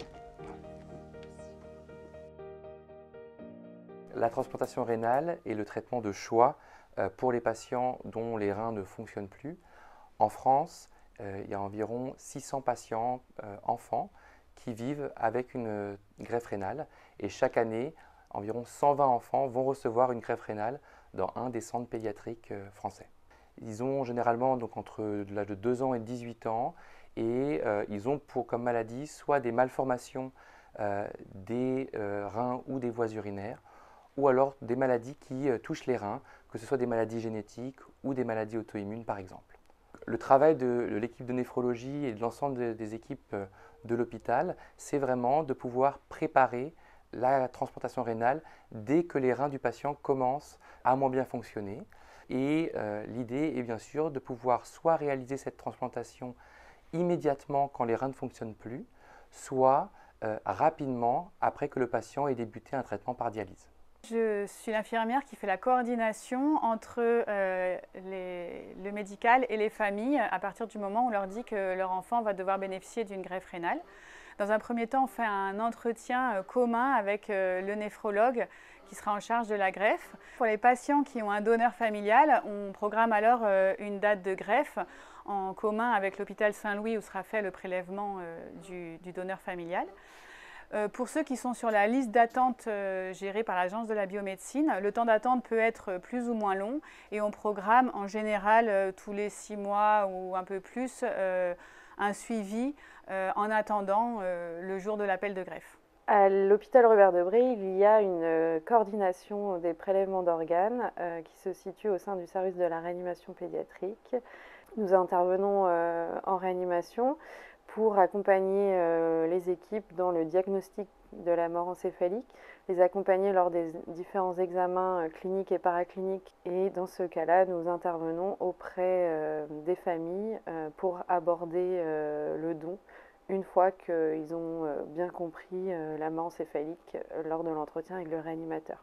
Nous sommes là pour coordonner tout le processus du prélèvement, de la réanimation jusqu'au bloc opératoire et ensuite jusqu'à la chambre mortuaire. Une fois que nous avons obtenu l'accord des parents pour ce prélèvement d'organes, nous avons encore plusieurs examens à réaliser, notamment la compatibilité, la carte d'identité immunologique du patient pour que l'agence de biomédecine trouve le meilleur receveur pour ces organes. D'un point de vue médical, la préparation comporte des examens d'imagerie, des bilans sanguins et différentes consultations avec entre autres chirurgiens, anesthésistes pour que tout soit prêt pour le jour de la greffe.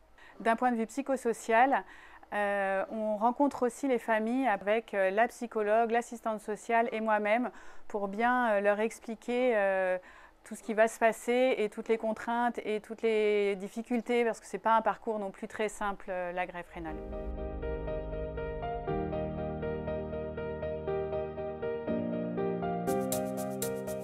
En 30 ans, nous avons pu constituer une équipe de transplantation rénale pédiatrique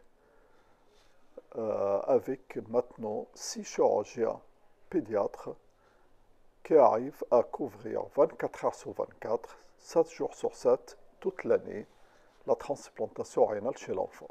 Ce n'est pas simplement de mettre un rein à l'intérieur du corps d'un enfant, il faut une expertise dans la chirurgie pédiatrique, dans l'urologie pédiatrique, quand on fait la transplantation, le moment qu'on branche l'artère, les veines sur les reins, et ensuite, c'est un moment de stress maximum de toute une équipe autour.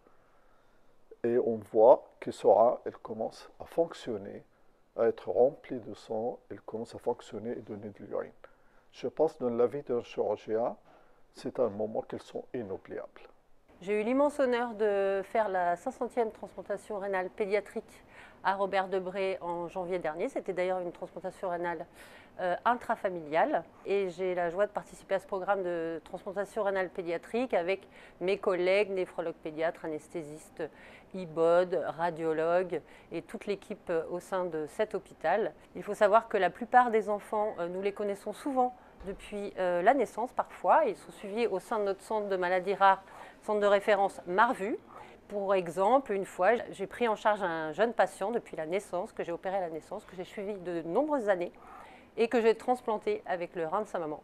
C'était une très belle expérience intrafamiliale, une très belle expérience médicale mais aussi humaine. Et la transplantation rénale est une très belle expérience pour les chirurgiens et les chirurgiennes de cet hôpital. Je fais partie du programme de transplantation rénale de l'hôpital Robert Debré. Dans notre unité, nous accueillons les enfants en sortie du bloc opératoire avec l'ensemble de l'équipe de réanimation. Nous allons assurer la continuité des soins durant les premières 24 heures, parfois un petit peu plus, pour s'assurer que la transplantation se passe bien et être à même de gérer et de dépister d'éventuelles complications. À la suite de ça, les patients seront transférés dans le service de néphrologie pédiatrique pour la suite de leur prise en charge.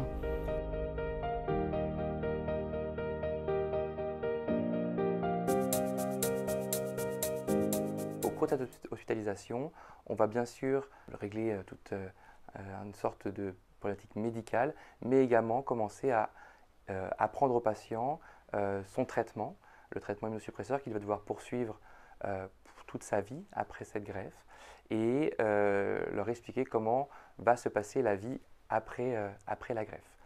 Une fois la sortie d'hospitalisation, le patient revient régulièrement à l'hôpital pour des consultations médicales, que ce soit avec les néphrologues, avec aussi des infirmières spécialisées dans la transplantation rénale et puis avec les autres intervenants, par exemple les chirurgiens qui les suivent également après la transplantation. La période après la greffe reste une période intense en termes de suivi médical, mais au fur et à mesure, le suivi va pouvoir s'espacer avec, bien sûr, la possibilité de reprendre une vie beaucoup plus normale que la vie avant greffe pour ces patients. Je fais l'accompagnement des patients avant, pendant et après la greffe. Pendant la greffe, j'accompagne, je vais en réanimation, je raccompagne l'enfant pendant l'hospitalisation parce que souvent il y a un petit processus de désidéalisation juste après la greffe. Et dans l'après-greffe, c'est des enfants que je revois tout au long du parcours post-greffe, l'accompagnement pluridisciplinaire, médical, infirmier, ETP, psychologique, social, etc. est absolument essentiel dans le parcours et ce jusqu'à la transition vers l'adulte où il y a encore un accompagnement et un travail pour les amener dans l'hôpital adulte où ils seront suivis après.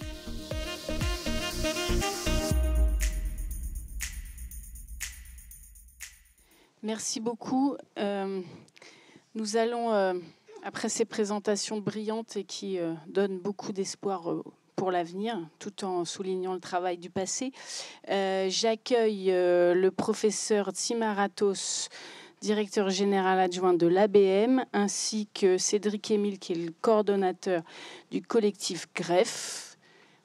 Voilà.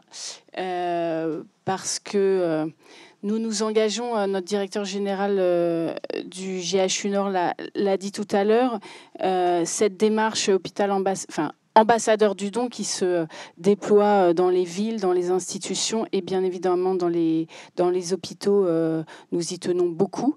Donc je vais vous laisser la parole et vous dire d'emblée à quel point nous nous engageons à vos côtés par la signature de cette charte qui interviendra après votre intervention. Eh bien, bonjour, merci beaucoup pour cette introduction. Je suis désolé d'être arrivé un petit peu en retard, mais j'ai vu l'essentiel de la présentation de Julien et je suis très content de voir des regards et des visages amis dans cette assistance, puisque je viens moi-même du monde de la néphrologie pédiatrique. Avant de travailler à l'Agence de la biomédecine, eh bien, j'étais néphrologue pédiatre et je travaillais à l'hôpital de la Timone à Marseille. Et donc, tout ce que j'ai entendu aujourd'hui et tout cet engagement en faveur de la greffe me va droit au cœur. Mais aujourd'hui, je suis là comme représentant de l'Agence de la biomédecine, qui est cette agence à laquelle on a fait référence plusieurs fois, qui a en charge d'une part la répartition des greffons, d'autre part la collecte des données, qui sont les données que vous produisez, que produisent les équipes, et puis enfin une mission de promotion du don.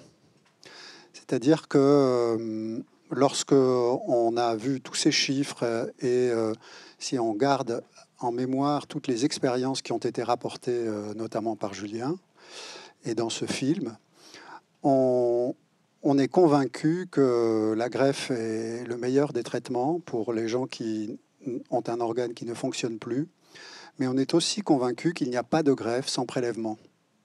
Et que ce prélèvement, il peut venir d'une personne, d'un proche, hein, ça peut être le don d'un vivant, surtout pour la greffe de rein et quelquefois pour la greffe du foie, notamment pour les enfants. Mais globalement, le prélèvement, il se fait chez des personnes qui sont décédées et dont la loi nous dit à tous que tout le monde est présumé donneur. Et quand on interroge la population générale sur le fait que nous sommes tous présumés donneurs, c'est une donnée qui est bien ancrée dans la population générale, puisque le baromètre qu'on fait chaque année avec l'Agence de la biomédecine montre qu'il y a plus de 80% des gens qui sont interrogés savent qu'on est tous présumés donneurs et veulent donner s'il leur arrive quelque chose. Alors le jour où les coordinations vont auprès des patients et recueillent le témoignage de ce que pensait la personne décédée, eh bien, on a un taux beaucoup plus important de proches qui nous disent non, en fait, il n'était pas d'accord. Et ce taux, au niveau national, il est de 37%. Mais en Île-de-France, dans la région marseillaise, dans les régions fortement urbanisées, il peut monter, parfois dépasser 50%. Et donc, vous vous rendez compte que le problème n'est pas tant de savoir si les gens veulent donner ou si les gens voulaient donner ou si les gens ne voulaient pas donner, mais plutôt de savoir si tous les gens qui voulaient donner en ont parlé à leurs proches. parce que lorsqu'on a eu cette discussion avec un proche, c'est une discussion qu'on n'oublie jamais. Et c'est un moment qu'on ne peut pas trahir au moment où la coordination viendra vous poser la question. Que voulait-il, que pensait-il du don d'organes? Et toutes les campagnes de communication qui vont trouver leur point culminant le 22 juin, donc dans quelques jours, visent à faire prendre conscience à chacun que, plus que de se poser la question de savoir si, à la fin de ma vie, est-ce que je veux exercer mon dernier droit en donnant mes organes pour quelqu'un qui en aurait besoin, il est probablement plus important encore d'en parler à un de mes proches, à la personne qu'on ira interroger ce jour-là. Et pour ce faire, toute cette communication se base sur cette conviction d'aller devenir un ambassadeur de cette idée qu'on peut exercer son dernier droit, qui est celui de donner ses organes après son décès. Et c'est cette idée d'ambassadeur que le collectif d'associations Greffe Plus a saisi. Et à l'aide de ce petit ruban vert et d'une volonté farouche dont Cédric Émile va vous parler tout de suite, il a transformé cette démarche en une démarche citoyenne, mais qui s'adresse non pas seulement aux individus, mais aux institutions, aux communes, aux villes, aux universités, aux hôpitaux, aux conseils départementaux.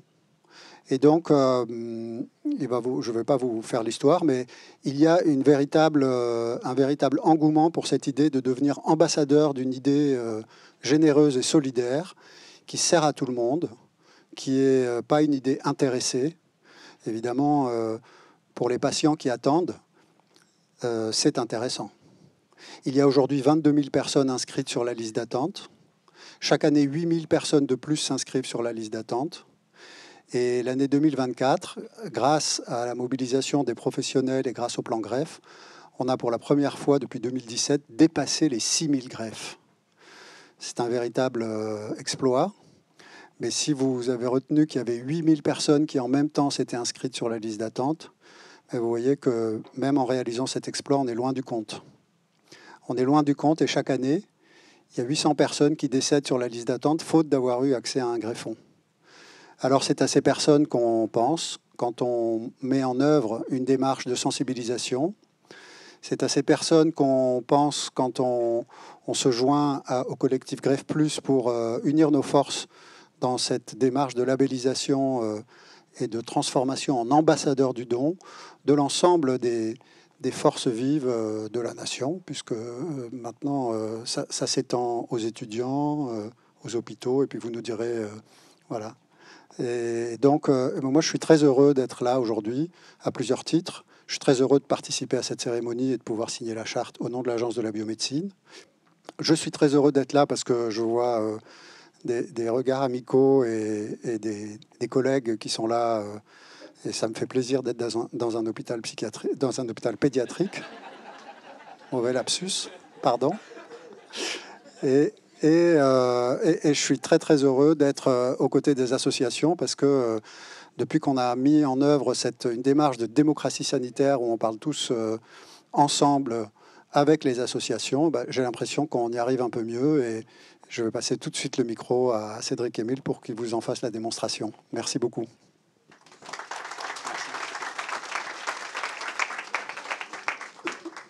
Merci beaucoup, professeur. Madame la directrice, monsieur le directeur adjoint, chers parents et enfants présents, c'est avec une émotion profonde et une immense fierté que nous nous réunissons aujourd'hui pour célébrer un moment fort de l'histoire de cet hôpital, sa labellisation en tant qu'ambassadeur du don d'organes, à l'occasion de la 500e transplantation rénale pédiatrique réalisée en ces murs. Ce label n'est pas simplement un honneur. Il est le reflet d'un engagement collectif, d'une chaîne humaine de solidarité, de savoir-faire médical et de courage. Il incarne des années de travail acharné, des nuits sans sommeil, d'espoir donné, parfois arrachés à l'inattendu, souvent nés du courage immense des donneurs et de leurs proches, confrontés à l'indicible. À ces donneurs et à leurs familles, je souhaite aujourd'hui adresser notre reconnaissance la plus profonde. Donner ses organes, c'est offrir une seconde vie. C'est un acte d'une générosité absolue, un geste d'amour pur, dans un moment souvent bouleversant. Sans eux, rien de cela ne serait possible. Chaque greffe est une victoire sur la maladie, sur le temps, sur la fatalité. Et cette victoire, elle commence toujours par un don. Je voudrais également saluer avec force les équipes de coordination de prélèvement d'organes, souvent dans l'ombre, toujours à la croisée de l'humain et du médical. Elles accomplissent un travail extraordinaire. Je parle de vous. Accompagner, expliquer, soutenir, organiser, transmettre, leur engagement, leur discrétion et leur rigueur permettent que ce miracle de la transplantation puisse advenir encore et encore. Aujourd'hui, en franchissant un cap symbolique de 500 transplantations rénales pédiatriques, c'est aussi la résilience, la compétence et la solidarité de toute une équipe hospitalière qui sont mises à l'honneur. Chirurgiens, néphrologues, anesthésistes, infirmiers, tous œuvrent dans une même direction, offrir une chance, une vie, une enfance préservée. Recevoir le label, c'est aussi prendre un engagement pour l'avenir. Celui de contribuer à informer, à sensibiliser, à porter la voix du don d'organes partout où elle peut être entendue. C'est un appel à la mobilisation, à la réflexion, à la solidarité nationale. Vous serez digne de cette mission, nous en sommes persuadés. Enfin, je voudrais avoir un mot pour les enfants greffés et leurs familles. Vous êtes la raison pour laquelle nous faisons tout cela. Votre force, vos sourires, vos combats quotidiens donnent un sens à notre engagement. Cette cérémonie est aussi pour vous. Je pense que le concept d'ambassadeur, comme vous l'avez expliqué, professeur Simaratos, est vraiment en train d'exploser, puisqu'on a des villes, voilà, tous les hôpitaux. Merci beaucoup à la PHP, Madame Zinker, de faire de tous les hôpitaux de la PHP des hôpitaux ambassadeurs d'organes. Merci Madame Barabé d'organiser tout cela pour la PHP Nord. Vous faites un travail formidable. Mais si j'ai un seul message, le plus fort de tous, c'est que c'est un combat commun et qu'il n'y a qu'ensemble que nous allons y arriver. Il faut qu'on soit vraiment tous ensemble. Si vous souhaitez vous engager, je suis là, je suis avec vous, pas de souci. Merci à la BM d'être à nos côtés. Et je voudrais remercier toutes celles et ceux qui, de près ou de loin, permettent que la vie continue. Merci pour la vie.